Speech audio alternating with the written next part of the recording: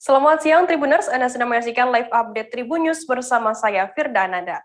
Kami akan menyajikan informasi terkini dari berbagai daerah di Indonesia yang akan dilaporkan secara langsung oleh reporter kami di lapangan. Dan inilah live update selengkapnya. Kita ke berita pertama, Saudara. Partai Amanat Nasional PAN menggelar acara tasyakuran sederhana milad ke-23 tahun PAN pada Senin 23 Agustus 2021 hari ini. Perayaan tasyakuran digelar di kantor baru PAN di kawasan Warung Buncit, Jakarta Selatan. Tasyakuran tersebut digelar hybrid secara fisik dan virtual, serta menerapkan protokol kesehatan. Selain dihadiri Ketua Umum PAN Zulkifli Hasan dan jajaran DPP PAN, Presiden Joko Widodo juga memberikan sambutan secara virtual dalam tasyakuran tersebut.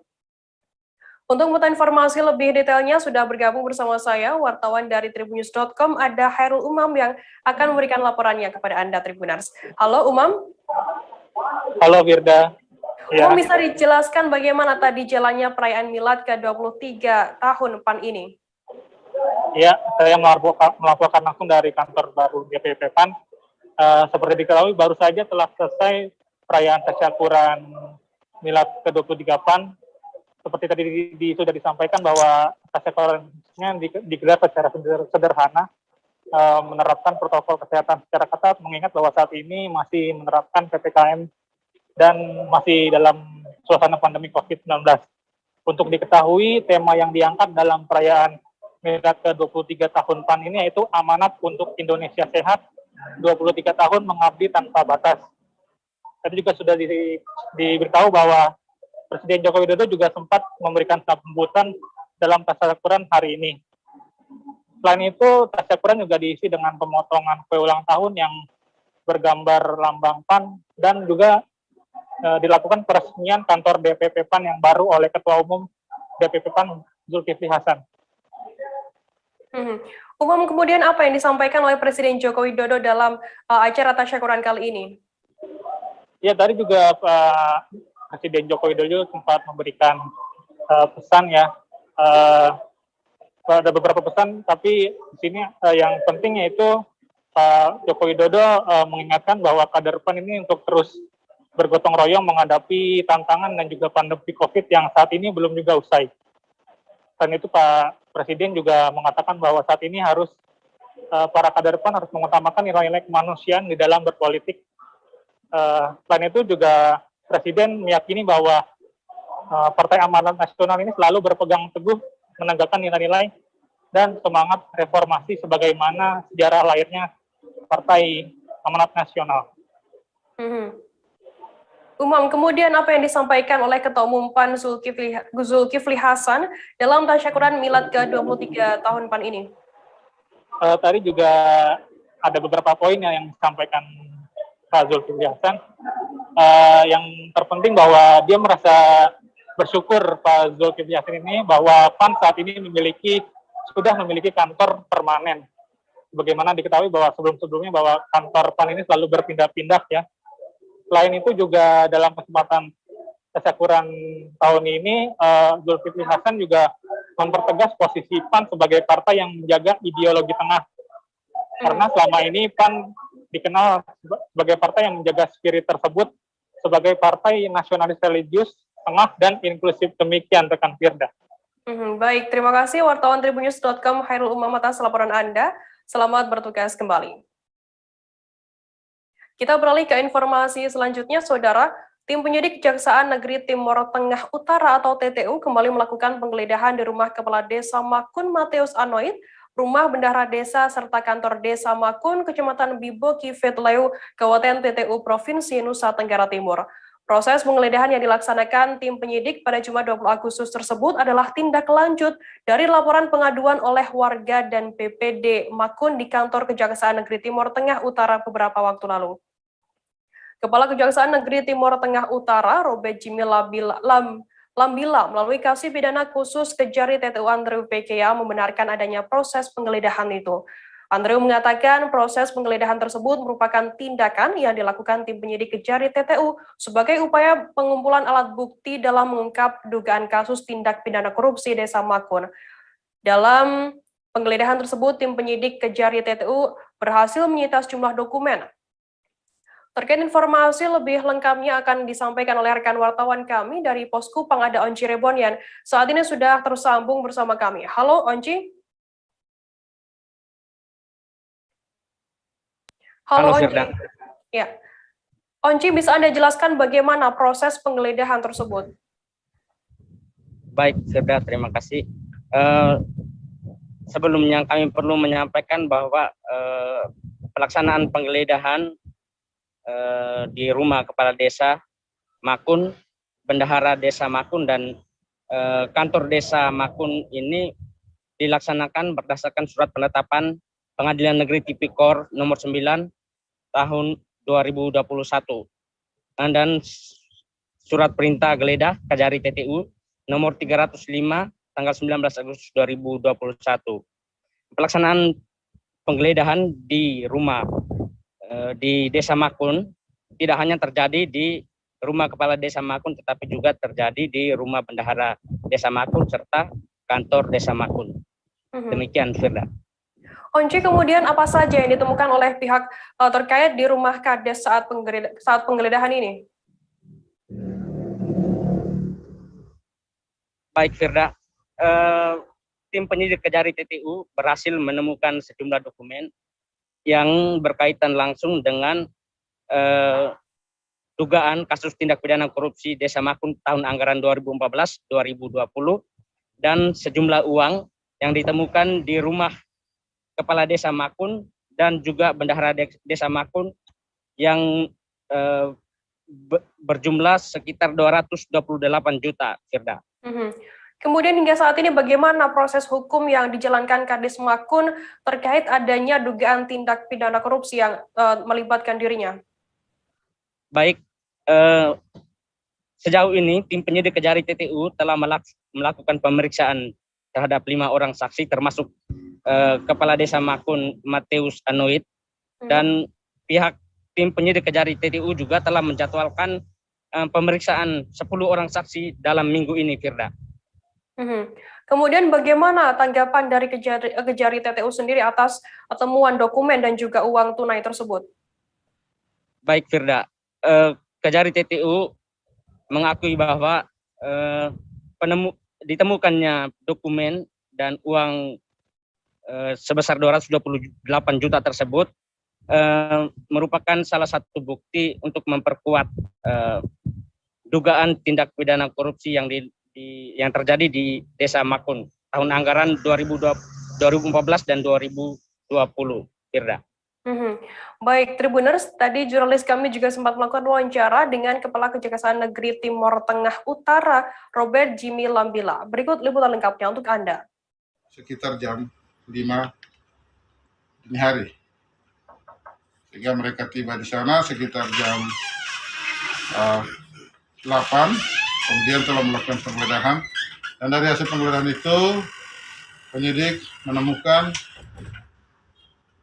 barang bukti yang punya nilai pembuktian terkait dengan penyidikan ini. Barang bukti itu antara lain, yang pertama adalah uang tunai. Uang tunai itu kami dapatkan di 2 tempat penyitaan, yaitu di rumah Mateus Anoid, Kepala Desa Makun, dengan jumlah uang tunai yang kami dapat dan kami sita saat itu 157.592.000 rupiah. Kemudian di rumah Yohanes Avenpa, bendahara, itu juga kami temukan uang tunai 71.630.000 rupiah. Selain itu, selain uang tunai, juga kami temukan dokumen-dokumen yang terkait dengan pengelolaan dana desa tersebut. Dan perlu saya sampaikan bahwa barang bukti yang kami dapatkan memiliki peran yang besar dalam membuat terang mengenai tindak pidana ini. Nama lembaga Dewan Perwakilan Rakyat Aceh tercoreng setelah 3 anggota dewannya terlibat perkelahian. Mereka yang terlibat adu jotos adalah Safrizal Gamgam, anggota DPR Aceh dari Partai Nanggro Aceh, Zulfadli alias Abang, anggota DPR Aceh dari Partai Aceh, dan Tantawi, anggota DPR Aceh dari Partai Demokrat. Kejadian itu terjadi saat rapat paripurna Rakan Pertanggungjawaban APBA 2020, Jumat 20 Agustus 2021 malam. Sementara aksi perkelahian tersebut berlangsung di parkiran di belakang gedung utama DPRA atau di depan musola DPRA. Untuk mengetahui informasi lebih detailnya sudah bergabung bersama saya wartawan dari Serambi Indonesia, ada Rizal yang akan memberikan laporannya untuk Anda. Halo Rizal, selamat siang. Halo Firda, selamat siang. Rizal, bisa Anda jelaskan bagaimana kronologi kejadian perkelahian yang melibatkan 3 anggota Dewan ini? Baik Firda, permisa dapat saya laporkan dari Banda Aceh bahwasanya baru-baru ini Provinsi Aceh dikejutkan dengan aksi perkelahian 3 anggota DPR Aceh. Kejadian itu terjadi di sela-sela rapat paripurna tentang Rakan Pertanggungjawaban APBA 2020 pada Jumat malam maksud kami. Mereka yang terlibat adu jotos adalah Safrizal Gamgam, yaitu anggota DPR Aceh dari Partai Nanggro Aceh, kemudian Zulfadli alias Abang, anggota DPR Aceh dari Partai Aceh, dengan Tantanwi, anggota DPR Aceh dari Partai Demokrat.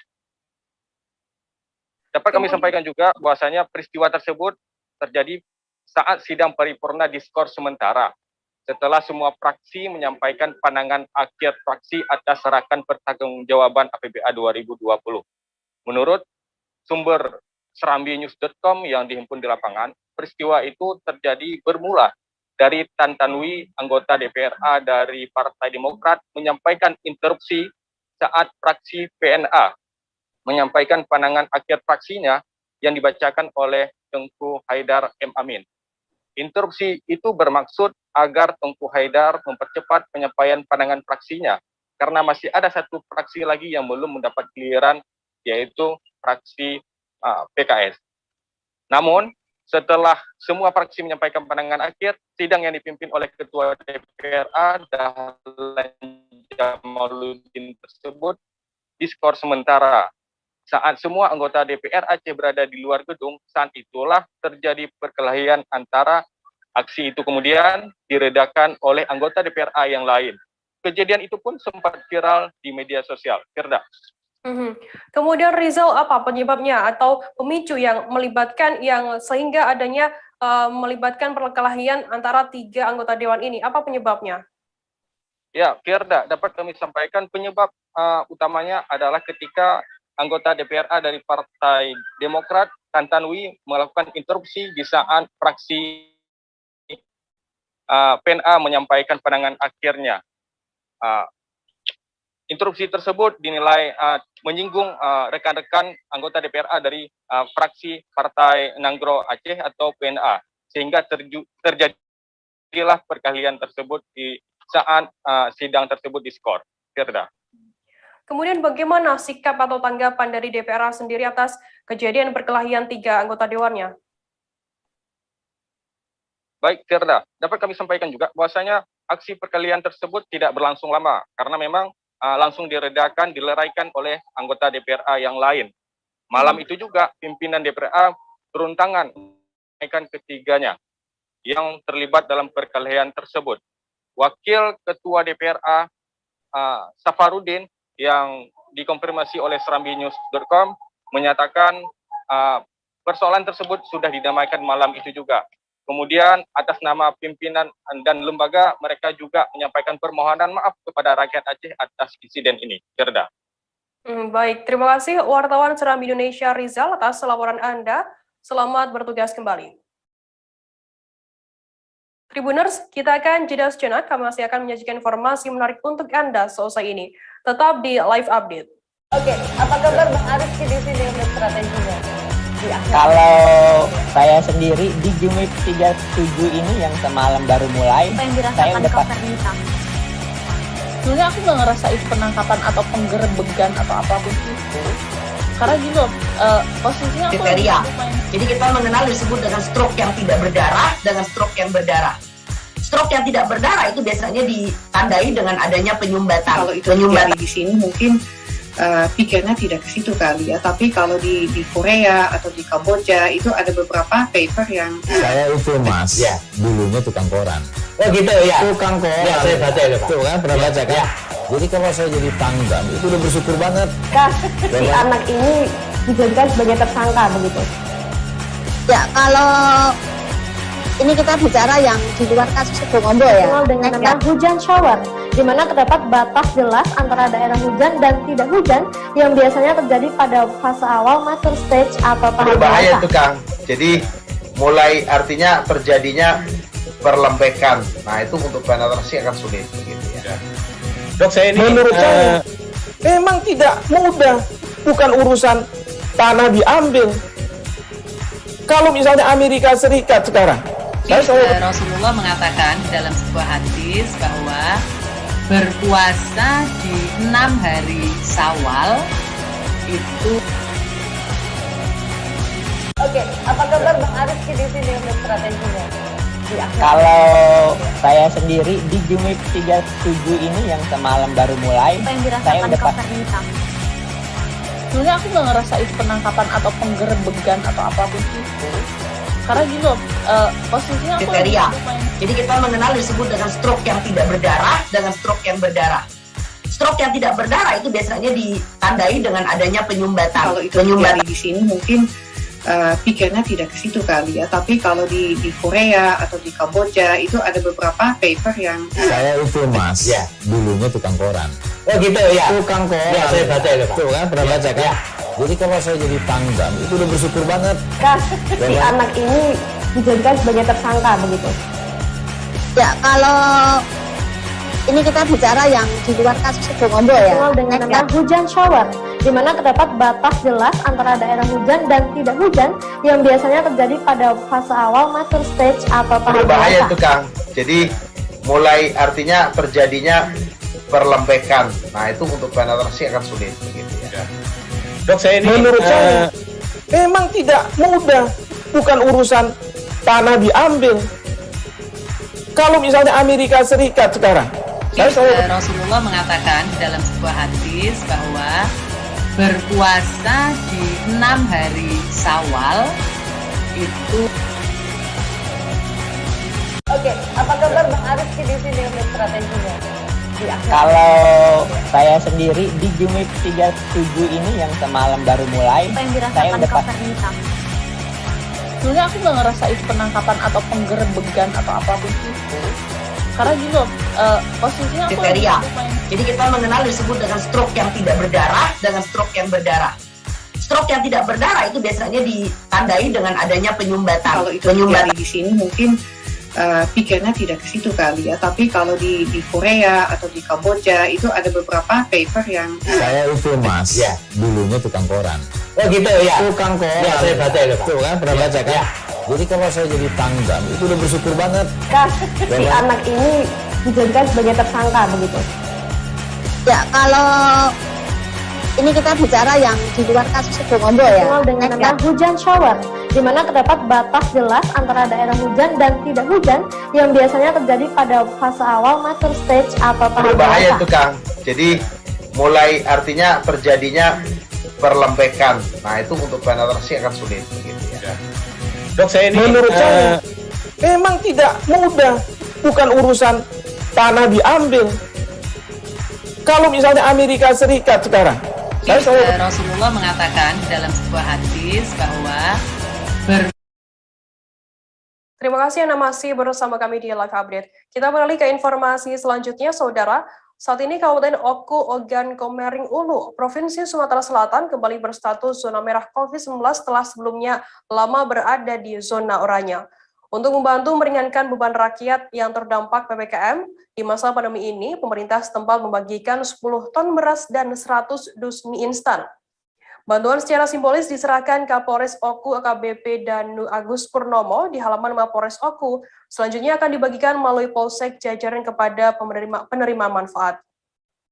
Menurut Kapolres Oku, ini merupakan bantuan dari Polda Sumsel yang didistribusikan kepada masyarakat yang terdampak COVID-19.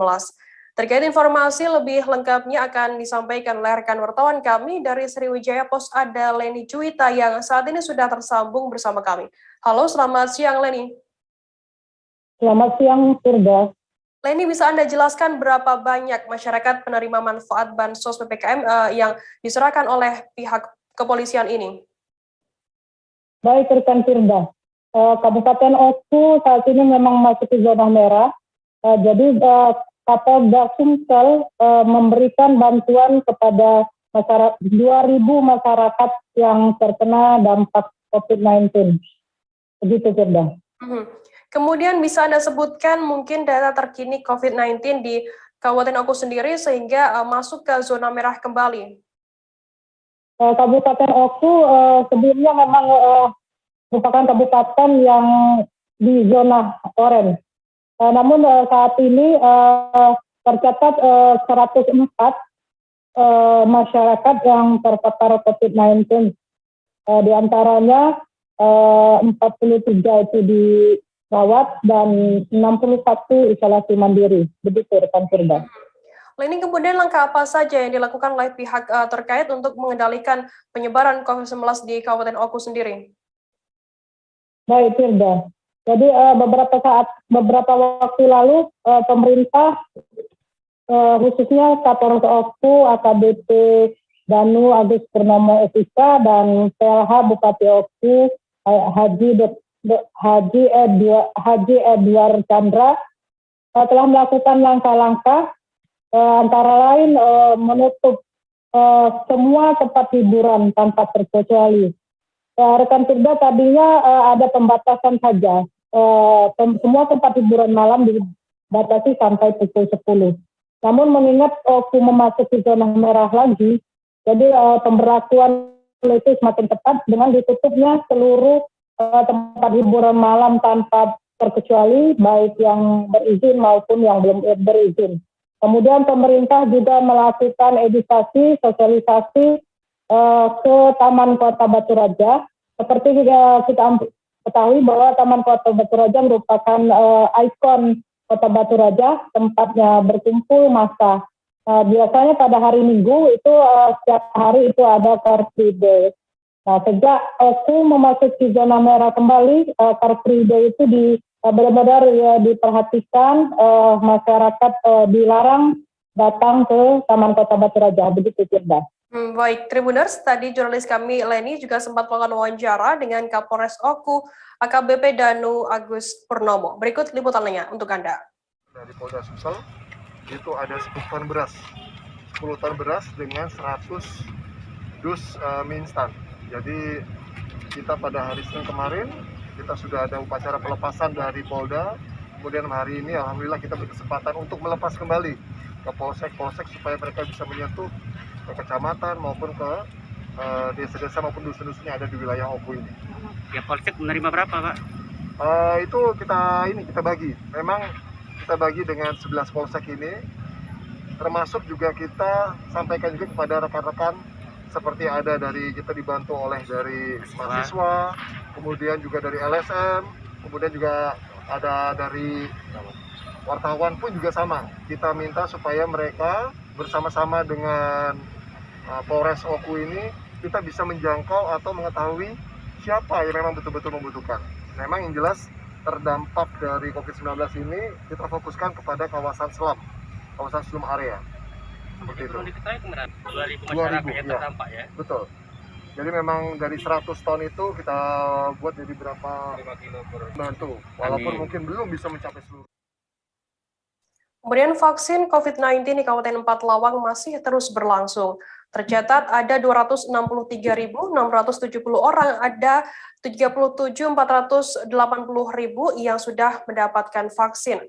Lebih rinci untuk vaksin tahap 1 terhitung ada 224.390 orang, sedangkan tahap 2 ada sebanyak 13.081 orang yang sudah mendapatkan suntikan vaksin. Dinas Kesehatan Kabupaten 4 Lawang melalui pengelola program imunisasi Dinas Kesehatan Andi Purnawa mengatakan capaian tertinggi vaksinasi ada pada petugas publik. Untuk mengetahui informasi lebih lengkapnya akan disampaikan oleh rekan wartawan kami dari Tribun Sumsel, ada Syahri Ramadan yang saat ini sudah bergabung bersama kami. Halo, Syahri. Halo, rekan Firda.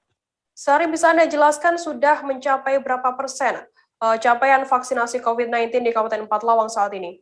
Oke, baiklah rekan Firda dan teman-teman Tribuners. Untuk Kabupaten Empat Lawang sendiri saat ini yang sudah divaksin itu sekitar 37.480 orang. Atau ini kalau lebih lengkapnya lagi itu tahap 1 24.390 dan tahap 2 13.081. Dari keseluruhan sasaran vaksin di Empat Lawang itu ada 263.670. Jadi kalau kita persentasekan itu ada sekitar 13 hingga 14% yang sudah divaksin. Begitu, Firda. Sorry, kemudian bagaimana dengan kondisi stok vaksin di Kabupaten Empat Lawang saat ini? Nah, baiklah. Baik, Firda. Untuk stok vaksin sendiri di Kabupaten Empat Lawang itu ada dua jenis vaksin, dua merek vaksin, yakni vaksin Sinovac dan juga vaksin Moderna. Nah, untuk vaksin Sinovac itu ada sebanyak 646 vial, sedangkan untuk vaksin Moderna itu ada 449 vial. Nah, lokasi vaksinnya sendiri itu ada di RSUD dan Puskesmas. Gitu.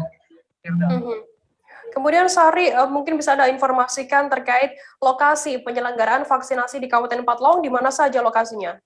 Nah, untuk ini penyuntikan vaksin di Kabupaten Empat Lawang ini sejauh ini cuma ada di dua tempat, yakni Puskesmas dan juga Rumah Sakit Umum Daerah Tebing Tinggi. Adapun puskesmas tersebut itu ada di tiap-tiap kecamatan yang ada di Empat Lawang. Kurang lebih itu ada 10 puskesmas di masing-masing kecamatan. Begitu, Firda. Berarti masyarakat bisa mendapatkan suntikan vaksin di vaskes-vaskes terdekat di puskesmas seperti itu. Baik, Tribuners, tadi jurnalis kami juga sempat melakukan wawancara dengan pengelola program imunisasi Dinas Kesehatan, Andi Purnawa. Berikut liputannya untuk Anda. Berdasarkan data yang dari KCPTN, kita per kemarin 22 Agustus 2021 untuk suntikan pertama kita ada 24.390 dosis, kemudian di suntikan kedua ada 13.080.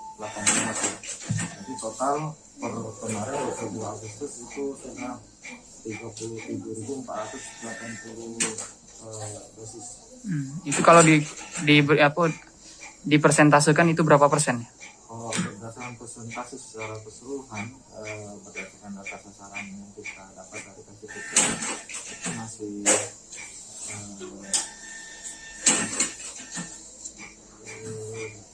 sekitar 12%. Oh ya, oke, 12% ya. Oh ya, oke. Keseluruhan kita kan paling banyak itu di tahap 3 masyarakat umum. Sementara kita tahap 3 baru mulai. Oke. Nah, untuk stok vaksin sendiri bagaimana Pak Andi? Untuk stok vaksin kemarin per tanggal 22 kita ada yang Sinovac itu masih ada 365 vial. Kemudian yang Moderna 435 vial. Untuk masyarakat yang ingin mendapatkan vaksinasi khususnya yang suntikan kedua bisa mendatangi fasilitas pelayanan kesehatan yang kita sediakan itu dari 10 puskesmas di 10 kecamatan dan 1 RSUD. Oke, siap. Terima kasih Pak Andi. Penyekatan PPKM level 4 di kota Jambi mulai diberlakukan pada Senin 23 Agustus hari ini. Hal itu disampaikan oleh Wali Kota Jambi Haji Syarif Fasha saat melepas para petugas penyekatan pada Minggu 22 Agustus pagi. Penyekatan PPKM level 4 ini akan diberlakukan hingga Minggu 29 Agustus 2021. Selain mendirikan 4 pos utama penyekatan di pintu masuk ke kota Jambi, Polresta Jambi dan pemerintah kota Jambi juga melakukan penyekatan di sejumlah ruas jalan di dalam kota Jambi. Terkait informasi lebih lengkapnya akan disampaikan oleh rekan wartawan kami dari Tribun Jambi. Ada Rara yang saat ini sudah tersambung bersama kami. Halo Rara. Iya, halo rekan Firda. Rara, bisa Anda sampaikan bagaimana situasi terkini di kota Jambi saat penyekatan ini? Ya, rekan Firda, berdasarkan pantauan saya tadi di lapangan, penyekatan pada hari ini di dalam wilayah Kota Jambi itu cukup berjalan dengan baik. Namun ada pertanyaan-pertanyaan yang datang dari sejumlah masyarakat tentang penyekatan di dalam Kota Jambi, karena di sejumlah selain di dalam Kota Jambi, penyekatan utama ada di batas Kota Jambi. Penyekatan yang ada di dalam Kota Jambi berdasarkan pantauan saya di area Tugu Keris Siginjai Kota Jambi, tepat sekali di depan Rumah Sakit Mitra Hospital, dan di situ tadi mengalami kemacetan selama 1 jam kurang lebih, sejak pukul 8 mulai dilakukannya penyekatan hingga pukul 9 masih adanya kemacetan. Begitu setelah itu dari pukul 9 ke atas masyarakat masih melakukan aktivitas untuk putar balik karena adanya penyekatan itu tadi diarahkan ke dalam jalan tikus, sehingga masyarakat yang sudah mengerti tidak terlalu masih bisa mengantisipasi bagaimana dapat melintasi jalan tersebut, Firda. Rara, kemudian seperti apa sebenarnya mekanisme penyekatan yang diberlakukan di Kota Jambi yang dimulai pada hari ini? Jadi untuk mekanisme penyekatan di dalam Kota Jambi dan juga di perbatasan, maksud saya di jalan masuk menuju Kota Jambi itu ada beberapa titik. Yang pertama itu ada 4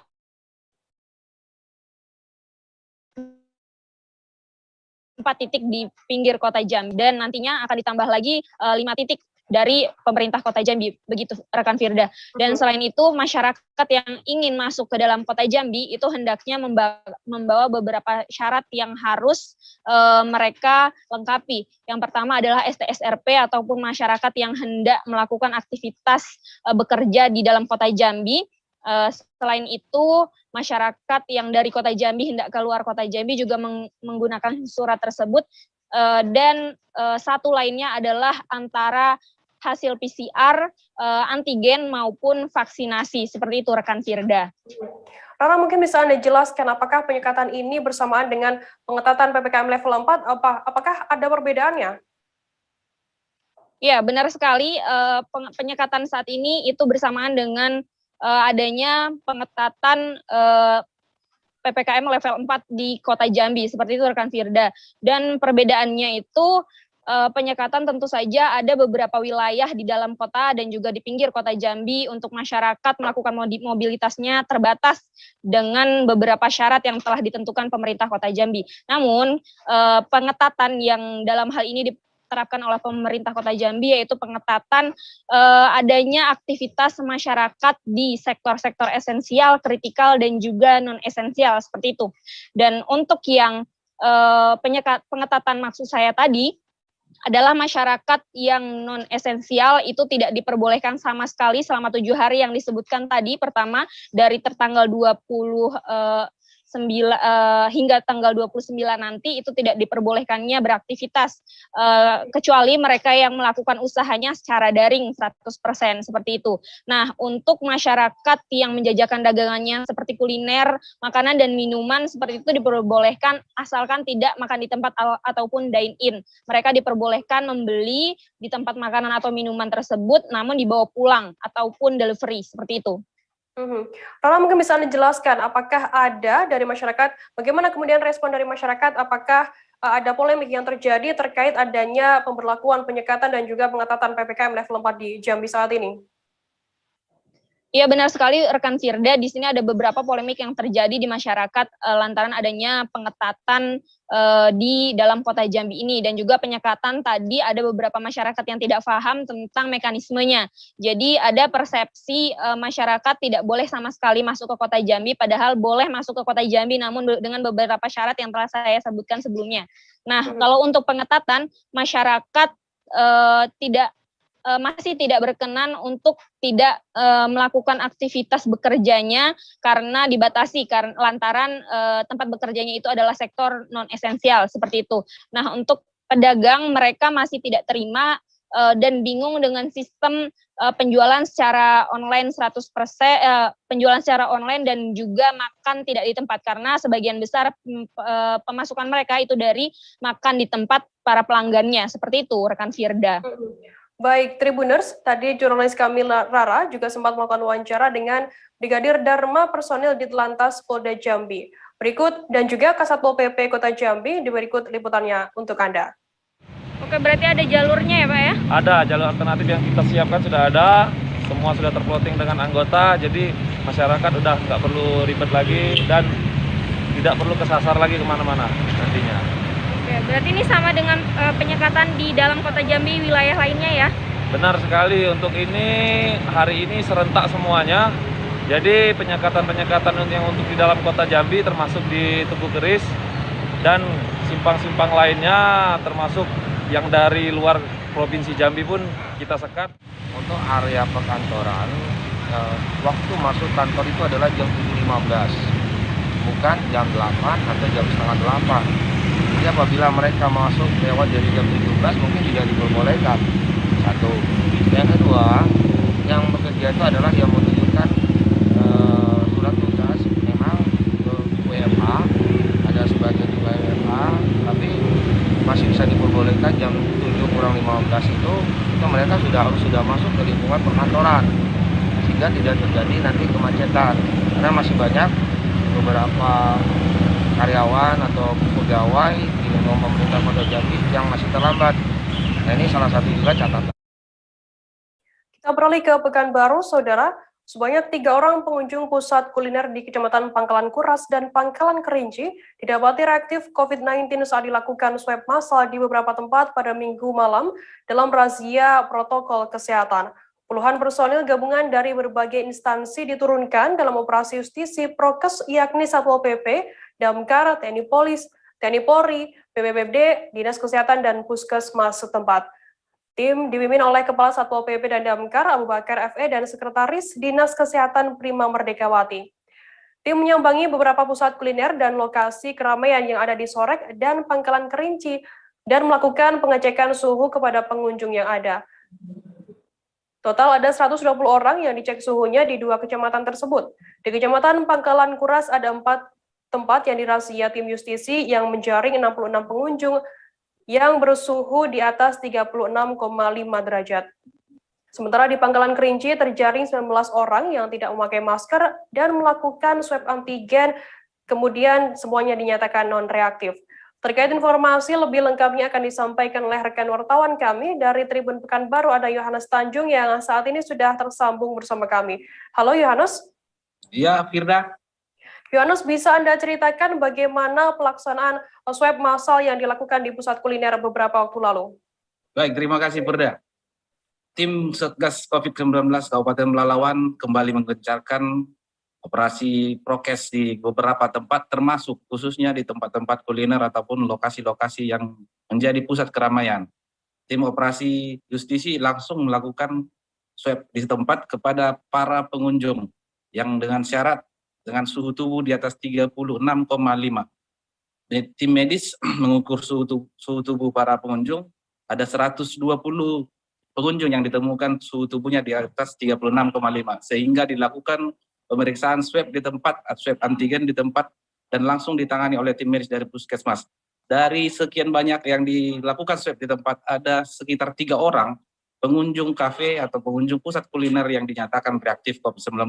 Alhasil, tim dari kesehatan dari Puskesmas langsung membawa mereka dan dilakukan penanganan secara prosedur COVID. Hal ini dilakukan untuk memutus mata rantai COVID-19 di Kabupaten Pelalawan yang saat ini masih berstatus zona merah, termasuk 2 kecamatan yang dilakukan swab massal, yaitu Pangkalan Kerinci dan Pangkalan Kuras. Hal ini juga untuk memperlancar atau menjaring OTG-OTG yang saat ini masih berkeliaran. Demikian, Firda.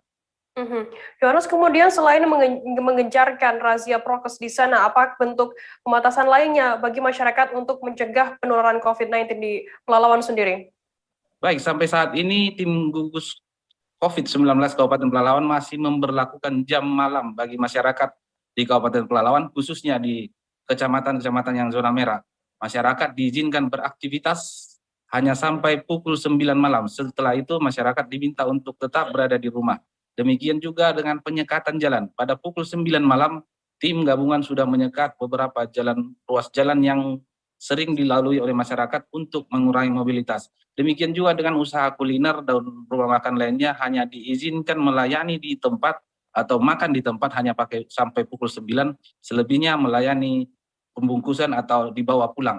Demikian juga dengan aktivitas resepsi ataupun undangan-undangan pesta lainnya hanya diperbolehkan cuma sampai 25% dari jumlah tamu undangan. Dan beberapa pembatasan lainnya yang telah berjalan sampai 2 bulan terakhir ini. Demikian Firda. Kemudian Yohanes, bagaimana tingkat kepatuhan masyarakat terkait adanya razia prokes dan upaya-upaya lainnya yang dilakukan oleh aparat kepolisian dan pemerintah setempat? Berdasarkan pantauan kami dan konfirmasi kami kepada tim gugus tugas, tingkat kepedulian masyarakat sudah berangsur naik dan berangsur meningkat dengan menerapkan prokes, khususnya penggunaan masker dalam aktivitas sehari-hari di luar rumah. Selain itu, temuan-temuan kasus yang setiap hari dilaporkan oleh gugus tugas juga sudah semakin menurun. Artinya penerapan prokes dalam tatanan masyarakat maupun di pemerintahan juga sudah semakin berjalan. Demikian Firda. Baik, terima kasih wartawan Tribun Pekanbaru Yohanes Tanjung atas laporan Anda. Selamat bertugas kembali. Tribuners, seusai jeda akan kami hadirkan informasi mengenai bocah SD yang harus memulung barang bekas demi membeli paket internet untuk belajar online serta informasi menarik lainnya. Tetap di Live Update. Oke, apa kabar Bang Aris di sini untuk strateginya? Kalau saya sendiri di Jumip 37 ini yang semalam baru mulai, saya udah sebenarnya aku nggak ngerasain penangkapan atau penggerebegan atau apapun itu. Karena gini loh, posisinya aku kriteria. Jadi kita mengenal disebut dengan stroke yang tidak berdarah dengan stroke yang berdarah. Stroke yang tidak berdarah itu biasanya ditandai dengan adanya penyumbatan. Kalau itu terjadi di sini mungkin pikirnya tidak ke situ kali ya, tapi kalau di Korea atau di Kamboja itu ada beberapa paper yang saya itu Mas, ya, dulunya tukang koran. Oh gitu ya? Tukang koran. Ya, saya baca itu Pak. Tuh kan, pernah baca kan? Ya. Jadi kalau saya jadi tanggam, itu udah bersyukur banget. Si anak ini dijadikan sebagai tersangka begitu? Ya, kalau ini kita bicara yang di luar kasus Situbondo ya. Dengan nama hujan shower, di mana terdapat batas jelas antara daerah hujan dan tidak hujan yang biasanya terjadi pada fase awal mature stage atau tahap berbahaya itu Kang. Jadi mulai artinya terjadinya perlempekan. Nah itu untuk penetrasi akan sulit begitu ya. Dok, saya ini menurut saya memang tidak mudah, bukan urusan tanah diambil. Kalau misalnya Amerika Serikat sekarang, Rasulullah mengatakan dalam sebuah hadis bahwa berpuasa di 6 hari Syawal itu. Oke, apa kabar Bang Aris di sini untuk strateginya? Kalau saya sendiri di Jumip 37 ini yang semalam baru mulai, saya udah sebenarnya aku nggak ngerasain penangkapan atau penggerebegan atau apapun itu. Karena gini loh, posisinya aku kriteria. Jadi kita mengenal disebut dengan stroke yang tidak berdarah dengan stroke yang berdarah. Stroke yang tidak berdarah itu biasanya ditandai dengan adanya penyumbatan. Kalau itu terjadi di sini mungkin pikirnya tidak ke situ kali ya, tapi kalau di Korea atau di Kamboja itu ada beberapa paper yang saya itu Mas, ya, dulunya tukang koran. Oh gitu ya? Tukang koran. Ya, saya baca itu Pak. Tuh kan, pernah baca kan? Ya. Jadi kalau saya jadi tanggam, itu udah bersyukur banget. Si anak ini dijadikan sebagai tersangka begitu? Ya, kalau ini kita bicara yang di luar kasus Situbondo ya. Dengan nama hujan shower, di mana terdapat batas jelas antara daerah hujan dan tidak hujan yang biasanya terjadi pada fase awal mature stage atau tahap berbahaya itu Kang. Jadi mulai artinya terjadinya perlempekan. Nah itu untuk penetrasi akan sulit begitu ya. Dok, saya ini menurut saya memang tidak mudah, bukan urusan tanah diambil. Kalau misalnya Amerika Serikat sekarang, Rasulullah mengatakan dalam sebuah hadis bahwa berpuasa di 6 hari Syawal itu. Oke, apa kabar Bang Aris di sini untuk strateginya? Kalau saya sendiri di Jumip 37 ini yang semalam baru mulai, saya udah sebenarnya aku nggak ngerasain penangkapan atau penggerebegan atau apapun itu. Karena gini loh, posisinya aku kriteria. Jadi kita mengenal disebut dengan stroke yang tidak berdarah dengan stroke yang berdarah. Stroke yang tidak berdarah itu biasanya ditandai dengan adanya penyumbatan. Kalau itu terjadi di sini mungkin pikirnya tidak ke situ kali ya. Tapi kalau di Korea atau di Kamboja itu ada beberapa paper yang saya itu mas, ya dulunya tukang koran. Oh gitu ya. Tukang koran. Ya, saya baca itu Pak. Tuh kan pernah baca kan? Ya. Jadi kalau saya jadi Pangdam itu udah bersyukur banget. Masih bersama saya Firdananda di Live Update. Kita beralih ke informasi selanjutnya, Saudara. Kabupaten Kapuas Hulu kembali direndam banjir akibat curah hujan tinggi beberapa hari terakhir. Debit air Sungai Kapuas dan anak sungai meluap sehingga merendam sejumlah permukiman warga dan ruas jalan. Dengan ketinggian banjir hingga merendam rumah warga dari 1 meter hingga 4 meter. Tidak sedikit masyarakat yang harus dievakuasi ke tempat rumah keluarga atau warga lainnya yang tinggal di dataran lebih tinggi. Dan ada juga pula korban banjir yang masih tetap bertahan di rumahnya yang sudah terendam air. Terkait informasi lebih lengkapnya akan disampaikan oleh rekan wartawan kami dari Tribun Pontianak, ada Sahirul Hakim yang saat ini sudah tersambung bersama kami. Halo, Sahirul. Halo, rekan saya. Anda jelaskan bagaimana kondisi banjir di sana saat ini? Oke, terima kasih rekan saya Firda. Baiklah, saya akan melaporkan kondisi banjir yang terjadi di wilayah Kabupaten Kapuas Hulu. Kondisi sekarang debit air di wilayah Kabupaten Kapuas Hulu terus meninggi, karena curah hujan beberapa hari kemarin sangat tinggi di daerah hulu sungai sehingga merendam sejumlah pemukiman warga dan sejumlah ruas jalan. Sehingga khususnya di wilayah Putu Sibau Selatan dan Putu Sibau Utara, akses jalan lumpuh total. Firda. Kemudian Sairul, langkah apa dari pemerintah setempat Kabupaten Kapuas Hulu sendiri terhadap korban yang terdampak banjir ini? Oke, terima kasih Firda. Untuk langkah dari pemerintah daerah Kabupaten Kapuas Hulu sekarang adalah berdasarkan perintah dari Bupati kita, Kabupaten Kapuas Hulu, Bapak Franciscus Dian, beliau sudah memerintahkan BPBD Kapuas Hulu untuk melakukan pendataan korban-korban dampak dari banjir untuk didata sehingga langkah-langkahnya untuk menyalurkan bantuan kepada korban banjir, Firda. Ada berapa kecamatan total yang rumahnya terendam banjir, yang terdampak banjir ini? Oke, kalau menurut terima kasih. Kalau menurut data dari BPBD hingga saat ini hampir setiap kecamatan kecamatan wilayah Kabupaten Kapuas Hulu yang berjumlah 23 kecamatan hampir terendam banjir. Namun ketinggiannya ketinggiannya variasi ya, ada yang 1 meter, ada yang sampai 4 meter ketinggian air banjir. Firda. Kemudian mungkin bisa Anda jelaskan terkait penyebab banjir di Kapuas Hulu sendiri, apa penyebabnya? Oke. Untuk penyebab banjir di daerah Kabupaten Kapuas Hulu, pertama adalah curah hujan di daerah perhuluan sungai beberapa hari kemarin memang cukup tinggi dan wilayah Kapuas Hulu memang sedang dilanda curah hujan yang sangat tinggi sekali sehingga air Sungai Kapuas meluap, merendam sejumlah pemukiman warga dan ruas jalan sehingga terjadi banjir sejak hari Sabtu kemarin. Hilda. Baik, terima kasih wartawan Tribun Pontianak Sahirul Hakim atas laporan Anda. Selamat bertugas kembali. Kita beralih ke informasi selanjutnya, Saudara. Hujan deras disertai angin kencang membuat beberapa rumah di Gang Kecempaka, Kecamatan Medan Polonia, Kelurahan Sarirejo mengalami kerusakan pada Sabtu 21 Agustus. Sebanyak 6 rumah di gang tersebut rusak parah, atapnya terlepas dari kaitannya dan kabel-kabel juga lepas. Seorang warga bernama Sufina mengatakan kejadian tersebut terjadi sekitar pukul 5 sore. Saat itu hujan deras disertai angin kencang membuat atap rumahnya terbang. Saat itu, ia yang sedang istirahat kaget mendengar suara berbisik-bisik. Ia pun tak menyangka rupanya atap rumahnya sudah terbawa angin.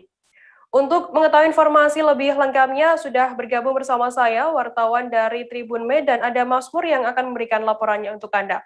Halo, selamat siang Mas Mur.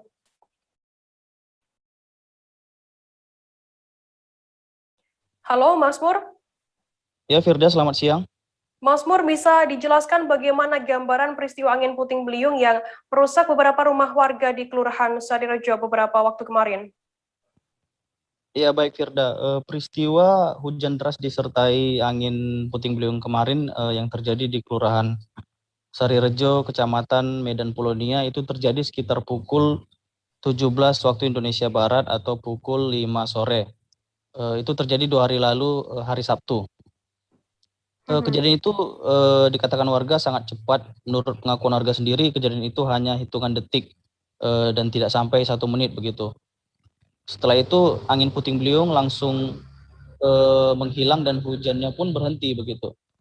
Beberapa seng atap rumah warga serta kayu balok untuk pengait seng itu sendiri terlihat sudah berserakan menutup jalan di depan rumah warga. Nah, saat kejadian itu sebagian besar warga sedang di dalam rumah. Setelah melihat atapnya terbang di bawah angin dan air hujan pun masuk ke rumahnya, warga pun langsung keluar dari rumah untuk menyelamatkan diri. Melihat kondisi seng dan kayu yang sudah berserakan di jalan, warga pun langsung bahu-membahu untuk membereskan seng dan kayu balok tersebut. Nah, akibat kejadian ini, Firda, hingga saat ini warga terpaksa harus mengungsi ke rumah tetangganya karena kondisi rumah saat ini belum selesai untuk diperbaiki. Mas Mur, kemudian dalam kejadian adanya angin puting beliung ini, apakah ada korban jiwa? Nah, untungnya dalam kejadian ini tidak ada korban jiwa sama sekali, Firda. Bahkan warga yang terluka pun tidak ada. Memang karena begitu angin terlihat menerjang atap, warga pun langsung segera keluar dari rumahnya begitu. Ada berapa total rumah warga yang mengalami kerusakan dan kerugian apa yang dialami oleh warga yang terdampak ini? Nah, untuk total rumah yang mengalami kerusakan parah di Kelurahan Sarirejo itu sendiri ada sekitar 6 rumah. 3 rumahnya ada di Gang Cempaka, sedangkan beberapa rumah lainnya itu adalah rumah yang terkena dampak angin puting beliung itu karena atap rumah dan kayu balok yang menimpa sebagian atap rumah warga lainnya. Nah, selain rumah warga juga salah satu pasar yang ada di Kelurahan Sarirejo itu yaitu pasar tradisional Karangsari juga ikut roboh karena hujan deras yang disertai angin puting beliung tersebut. Dan total kerugian yang dialami pihak pengelola pasar itu sendiri sekitar puluhan juta rupiah. Nah, untuk kerugian yang dialami warga itu sendiri sudah jelas kerugian material dan khususnya warga yang atap rumahnya rusak parah itu mengaku mengalami kerugian sekitar 5 juta rupiah. Warga tersebut harus memberi material baru seperti seng dan kayu karena material yang lama tidak layak untuk digunakan lagi. Nah, selain itu juga warga harus membayar tukang untuk memperbaiki atap rumahnya serta memperbaiki instalasi listrik yang juga rusak dan sebagian tembok yang ikut hancur seperti itu, Firda. Mas Mur, kemudian setelah adanya kejadian ini yang merugikan warga ini, bagaimana tanggapan dari pihak pemerintah setempat? Apakah ada yang sudah memantau ataupun membantu warga yang terdampak? Nah, setelah kejadian hari Sabtu lalu itu, Firda, malam itu juga pihak dari kelurahan, kepala lingkungan, Badan Penanggulangan Bencana Daerah, serta beberapa satuan Brimob Polda Sumut datang untuk membantu warga membersihkan atap rumah, kayu, serta ranting pohon yang menghalangi jalan. Namun memang belum ada, sampai saat ini belum ada bantuan dana ataupun sembako untuk warga itu sendiri, warga terdampak itu. Nah, padahal warga sendiri juga memang sangat mengharapkan bantuan itu karena warga terdampak ini mayoritas warga yang masuk dalam kategori perekonomian menengah ke bawah. Bahkan salah satu warga terdampak itu merupakan seorang pencari barang-barang bekas seperti itu, dan juga ada salah satu warga yang sudah janda dan harus membiayai anaknya. Sehingga untuk memperbaiki rumah mereka, sebagian besar mereka terpaksa harus meminjam uang dari tetangga ataupun keluarganya. Baik, Tribuners, tadi jurnalis kami juga sempat melakukan wawancara dengan 2 orang warga bernama Sufina dan Rosdiana, warga Gang Cempaka, Kelurahan Sarirejo yang terdampak angin puting beliung. Berikut liputannya untuk Anda. Jam berapa tadi, Bu? Kejadiannya tadi habis jam 5. Jam 5 ya? Lewat lah. Jam 5 lewat kejadiannya. Kami gini, kok ada apa? Takutannya aku pusing. Itu terus terbang semua seng kami. Pas kakak saya lagi mau ke belakang, untung aku timpa dengan bangun. Jadi pas kejadian Ibu posisinya lagi ngapain? Lagi di kamar mau golek-golek. Jadi kok seng ini kok terbang, terkejut kami semua. Kami kan dua kami kan ada di depan. Kami di depannya di kamarnya. Bisa belakang kami kena ibunya sengnya. Jadi saat kejadian semalam Bu, Ibu di rumah sama siapa Bu? Sama tukang. Kebetulan memang tukang lagi ada memperbaiki kamar kan. Saya memang menyaksikanlah angin itu datangnya dari sana. Kira-kira hitungan detik aja. Lebih dibilang 5 detik pun nggak sampai. Tukang mau tutup pintu saya nggak bisa, angin itu burus terus mengangkat terus. Saya hanya bisa menengok seng saya ini terbang aja. Saya tengok aja udah nggak bisa apa-apa saya. Hanya sekitar 5 menit berarti udah terangkat semua gitu Bu? 5 detik Bu ya? Iya, terangkat semua. Saya berpegangan di sini megangan. Walaupun ini semalam dilepas, ini saya terbang juga. Oh, berarti nggak sampai 1 menit Bu ya? Hitungan detik aja. ke kayu. Terbang. Ya, berarti Bu menyaksikan langsung Bu ya? Iya, saya di sini lah. Lagi siap cuci piring saya, kan? Di sini mau nutup pintu, nggak bisa saya tutup pintu ini tadi. Angin udah mendorong saya. Begitu saya tengok angin itu dari sana, putar angin itu. Harapan Ibu sendiri kira-kira gimana Bu? Harapan saya ya maunya adalah bantuan dari pemerintah. Ini udah rumah sendiri Bu ya? Rumah sendiri. Kan saya pun ini membuat ini pun udah memang terus terang aja udah nggak tahu lagi lah gimana caranya, cuma ya memang diusahakan nggak mungkin juga nggak kita pasang seng kan. Iya. Hujan banjir lagi kan. Nah itu lah. Bupati Bangka Mulkan didampingi Ketua PKK Kabupaten Bangka Yusmiati Mulkan bergerak cepat merespon untuk memberikan sejumlah bantuan kepada bocah perempuan bernama Wulandari 11 tahun, siswi kelas 5 SD dan adiknya Pelangi 4 tahun yang bekerja mencari barang-barang bekas di seputaran kota Sungai Liat menggunakan sepeda mini. Kedatangan Bupati Bangka Mulkan dan rombongan adalah bentuk respon cepat untuk meringankan beban keluarga Sugeng 58 tahun, ayah dari Wulandari dan Pelangi. Selain itu, Bupati Bangka Mulkan juga menggandeng mobil home yang memberikan 1 unit handphone baru untuk membantu Wulandari belajar daring. Untuk mengetahui informasi lebih lengkapnya akan disampaikan oleh rekan wartawan kami dari Bangka Pos, ada Edwardi yang saat ini sudah tersambung bersama kami. Halo Edwardi. Ya, halo rekan Firda.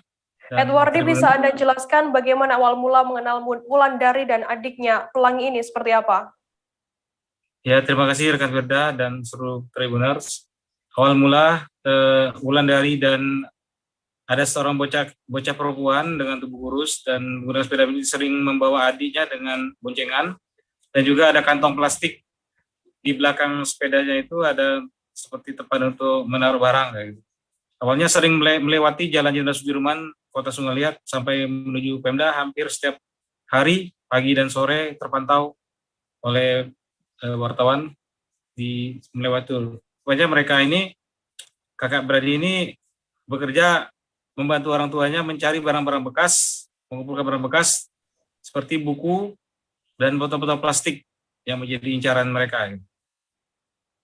Demikian. Edwardi, kemudian apa yang dikerjakan Wulandari bersama adiknya ini sehari-hari? Ya. Oke, mereka ini rupanya mengumpulkan barang-barang bekas, terutama buku dan botol-botol plastik, untuk dijual kembali, dikumpulkan di rumah dulu, setelah cukup baru dijual ke pengepul barang-barang bekas. Membantu orang tuanya, tujuannya untuk membantu orang tuanya. Apakah Wulandari ini masih bersekolah dan bagaimana untuk sistem belajarnya?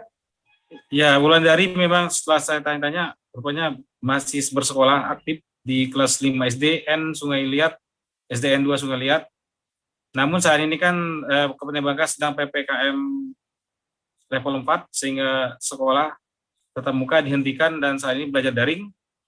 Rupanya dalam belajar daring Wulandari mengalami kesulitan. Pertama, HP-nya sering error. Kedua, juga kesulitan membeli pulsa paket data. Karena itu juga salah satu tujuan dia mencari barang-barang bekas untuk membantu orang tua tadi, salah satunya membeli paket data tadi ya. HP yang sering error sehingga Wulandari mengalami kendala-kendala untuk belajar daring. Namun memang pihak sekolah membolehkan juga siswa yang ada kendala bisa juga datang langsung ke sekolah, mengambil tugas ataupun menyerahkan tugas langsung ke sekolah. Edwardi, mungkin bisa Anda jelaskan selain untuk dibelikan paket seperti itu, paket internet, uang hasil memulung ini digunakan untuk apa lagi? Oh iya, terima kasih rekan Rida. Dari hasil wawancara saya dengan Wulandari, rata-rata pendapatan Wulandari itu satu hari itu bisa 50-an ribu per hari bisa dapat. Kemudian digunakan selain untuk membeli pulsa paket, juga digunakan membantu orang tua untuk membantu kehidupan sehari-hari, biaya hidup sehari-hari. Kebetulan orang tua Wulandari, Pak Sugeng, mengalami sakit stroke ringan sehingga kaki dan tangannya tuh agak sedikit mengalami kesulitan dalam bergerak. Kemudian Edwardi, setelah kisah dari Wulandari dan adiknya ini viral di media sosial seperti itu, apa yang didapatkan, bagaimana untuk simpati dari masyarakat setempat dan juga pemerintah daerah setempat terkait adanya kisah mengharukan dari Wulandari dan pelangi ini? Ya, terima kasih Ramida. Setelah disebarkan Bangka Post Group tribunnews.com di Instagram dan juga media sosial lainnya, ternyata dapat sambutan masyarakat yang luar biasa yang membuat viral sehingga juga sampai ke pejabat teras kita termasuk Pak Bupati Bangka dan juga Ibu PKK dan juga lembaga-lembaga sosial lainnya seperti Masyarakat Relawan Indonesia, Aksi Cepat Tanggap, juga dari pihak Kapolda Babel, juga dari masyarakat ASN dan juga masyarakat lainnya banyak bersimpati kepada Wulandari dan adiknya sehingga esok harinya tuh mereka ramai-ramai datang mencari rumah Wulandari untuk menyerahkan berbagai bantuan seperti mobile phone tadi, memberikan bantuan handphone baru ya, merek yang terkenal dan juga sudah sangat lancar sehingga bisa lancar digunakan untuk belajar daring. Bupati Bangka juga memberikan bantuan sembako dan lauk pauk segala macam, juga termasuk bantuan dana. Salah satu dana juga dari Pak Kapolda Babel juga memberikan bantuan dana, sehingga selain digunakan untuk kebutuhan hidup sehari-hari, dari bantuan dana ini ternyata Bapak Wulandari, Pak Sugeng juga bisa membeli motor dari hasil itu, beli motor dan bahkan ada sisa uang, motor bekas namun masih layak untuk pakai dan masih kuat. Karena selama ini Bapak Wulandari, Bapak Sugeng tuh memulung ataupun mencari bahan bekas menggunakan gerobak dengan cara motornya tuh menyewa ataupun meminjam dari milik orang lain. Dengan adanya simpati masyarakat dari Bupati dan Kapolda dan juga masyarakat lainnya, ada mendapatkan rezeki sehingga orang tuanya juga sudah bisa memiliki motor sendiri saat ini dengan dari hasil simpati masyarakat tadi ya. Demikian rekan Bunda. Baik, Tribuners, tadi jurnalis kami juga sempat melakukan wawancara dengan Bupati Bangka Mulkan. Berikut liputannya untuk Anda. Didampingi oleh dari mobile home untuk membantu terhadap terutama katanya untuk belajar online ini terhambat terhadap HP, sehingga teman-teman kami dari mobile home hari ini hadir bersama-sama kita langsung membantu satu unit handphone tersebut. Jadi tidak ada lagi halangan ataupun hambatan dan tidak ada lagi alasan nanti dari Wulan katakanlah untuk mencari rongsokan untuk membeli handphone karena hari ini sudah terbantu semua. Dan juga secara langsung pemerintah daerah juga langsung membantu terhadap kebutuhan daripada keluarga Bapak Sugeng untuk dan kedua anaknya. Oke, bisa ada yang bisa disampaikan Bu tentang seorang anak yang berjalan besar ini ya? Saya sebagai ibu PKK, penggerak PKK sangat prihatin juga ya melihat dengan kondisi anak yang seperti ini, membantu kedua orang tuanya. Jadi semalam juga langsung kepikiran, langsung kasih tahu ke Pak Camatnya bahwa hari ini kita akan menyambangi ke sini. Wali Kota Bogor Bima Arya Sugiarto bersama Kapolresta Bogor Kota Kombes Pol Susatyo Purnomo Chandra meninjau kesiapan pembukaan mal di Kota Bogor. Dalam tinjauannya itu, Forkopimda Kota Bogor juga melakukan pertemuan dengan para pengelola mal di Mall Botani Square. Dalam pertemuannya itu, Bima Arya menerima berbagai masukan dari para pengelola. Tak hanya itu, Bima juga menyampaikan agar pengelola mal mempersiapkan teknis masuk bagi para pengunjung mal yang sudah ditetapkan oleh pemerintah pusat. Kapolresta Bogor Kota Kombes Pol Susatyo Purnomo Chandra mengatakan bahwa kata kunci di masa recovery pasca PPKM darurat ini adalah melakukan komunikasi dengan pengelola mal. Terkait informasi lebih lengkapnya akan disampaikan oleh rekan wartawan kami dari Tribun News Bogor, ada Lingga Arfian yang saat ini sudah tersambung bersama kami. Halo Lingga, selamat siang. Iya, siang Firda. Lingga, bisa Anda jelaskan terkait simulasi rencana uji coba pembukaan operasi mal di Bogor saat ini seperti apa? Ya Firda dan rekan-rekan Tribuners, pada beberapa waktu lalu Wali Kota Bogor dan Satgas Covid Kota Bogor melakukan peninjauan simulasi ataupun uji untuk pelaksanaan uji coba pembukaan mal di Kota Bogor. Seperti diketahui sejak beberapa waktu lalu setelah wilayah aglomerasi diperbolehkan buka, namun wilayah Kota Bogor masih belum diperbolehkan buka dikarenakan masih riskan.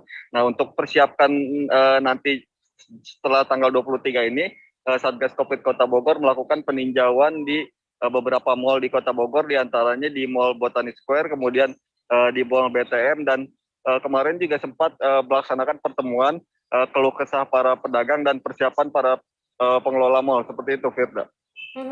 Apakah dengan adanya uji coba ini, adakah nantinya sinyal operasi mal operasional di Mall Bogor akan segera dibuka, Lingga?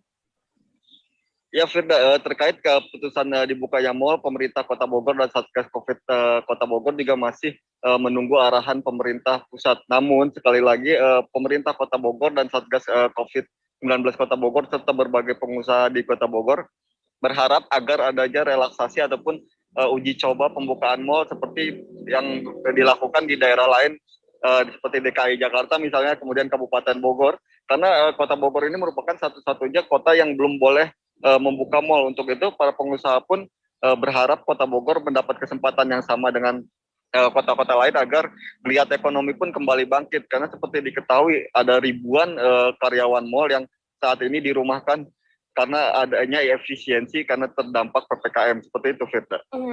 Dari simulasi yang dilaksanakan di sana, bagaimana kemudian teknis penerapan protokol kesehatan saat ini di mal yang diberlakukan? Ya Firda dan rekan-rekan Tribuners, secara umum teknis masuk ke mal itu hampir sama seperti biasa. Pengunjung harus mencuci tangan, kemudian menjaga jarak, mengikuti alur yang sudah ada disiapkan oleh pengelola mal. Kemudian namun pada masa ini ada keterbaruan yang dimana setiap pengunjung harus memiliki aplikasi Peduli Lindungi, sehingga nanti sebelum masuk mal, pengunjung ini harus men-scan barcode yang disediakan oleh pihak mal, sehingga pengunjung yang masuk itu bisa diketahui status vaksinasi, kemudian apakah dia sedang terpapar COVID atau tidak, kemudian juga bisa mengetahui kapasitas serta tingkat pemaparan yang ada di sekitar lokasi, seperti itu Firda. Lingga, hari ini adalah hari terakhir perpanjangan PPKM level 4. Apakah ada informasi, sudah ada informasi soal apakah PPKM ini nantinya akan dilanjutkan di Kota Bogor sendiri? Ya Firda, kami rekan-rekan media di Bogor juga sedang mencari tahu informasi lebih lanjut, namun biasanya setelah berakhirnya PPKM dari pemerintah pusat, pemerintah Kota Bogor dan Satgas Covid-19 Kota Bogor akan menunggu arahan kembali. Nantinya akan ada rapat koordinasi yang selanjutnya akan diumumkan apakah Kota Bogor diperpanjang atau tidak. Dari hasil itu kemudian nantinya akan ada kebijakan-kebijakan wilayah yang mengikuti aturan pemerintah pusat, seperti itu Firda. Baik, Tribuners, tadi jurnalis kami dari Tribun News Bogor Lingga juga melakukan wawancara dengan Wali Kota Bogor Bima Arya Sugiarto terkait simulasi pembukaan mal ini. Berikut liputannya untuk Anda. Ya hampir 2 bulan lah ini harus tutup. Ya. Kami memastikan semuanya siap buka, QR code-nya, kemudian kita sosialisasikan juga aplikasi Peduli Lindungi, supaya ketika sudah dimulaikan sistemnya sudah siap. Artinya tanggal 23, setelah tanggal 23 ada kemungkinan syarat untuk buka? Ya, kami berharap begitu, masih menunggu arahan lagi dari Kementerian Dalam Negeri. Yang terkait masuk sendiri, apakah harus Enggak. Karena Kota Bogor masih 53%. Kalau Jakarta kan sudah 100%. Jadi wajar kalau diterapkan wajib bervaksin. Kalau di Bogor belum. Nanti kalau sudah di atas 80% bisa kita terapkan itu. Nantinya diperiksanya apa aja? Nanti ada sanksi nggak sih Pak untuk pelanggaran? Pelanggaran apa? Prokes? Ya sudah pastilah. Ya kan ada checklistnya di sini. Apa saya harus dipenuhi? Kalau itu yang dipenuhi pelanggaran prokes, pasti ada sanksi. Artinya selain vaksin, pengunjung juga boleh antigen ya? Enggak, sekarang ini kan aplikasi Peduli Lindungi aja maksudnya. Oh, Mas. Kalau misalnya basicnya masih kertas atau kartu-kartu gitu masih boleh nggak? Harus berbagai aplikasi? Iya, semaksimal mungkin pakai ini. Informasi tadi sekaligus menutup perjumpaan kita dalam live update hari ini. Untuk memperbarui informasi Anda, saksikan terus live update setiap hari di seluruh kanal YouTube dan Facebook Tribun Network. Masih di tengah pandemi Tribuners, kami terus mengingatkan Anda untuk selalu menerapkan protokol kesehatan dimanapun Anda berada. Saya Firananda, wakili kru yang bertugas, pamit undur diri. Terima kasih dan sampai jumpa. Jangan lupa like, subscribe, dan share ya!